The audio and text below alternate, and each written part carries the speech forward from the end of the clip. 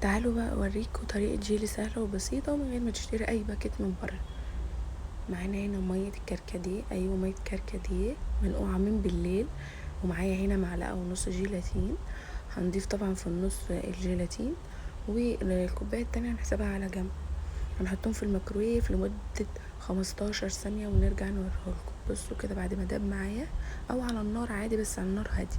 هنضيفهم بقى على الكوباية اللي كنا سايبينها على جنب، وتحطي برضو السكر على حسب الرغبة. وتقلبي بقى كل ده طبعا، او تضربيه في الخلاط عشان اسهل عليكي. انا هنا عملته بالهاند بلندر.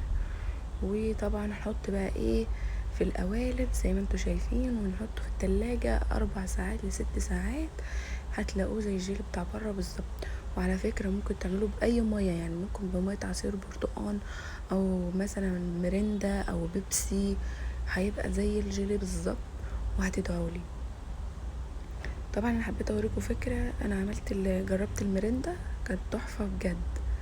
كده الجيلي معايا اللي هو لونه احمر الطبيعي. بصوا، بصوا زيه بالظبط، مفيش اي فرق. بصوا كمان بعد ما نقطع، متنسوش بقى اللايك والاشتراك في القناة وتفعلوا زر الجرس.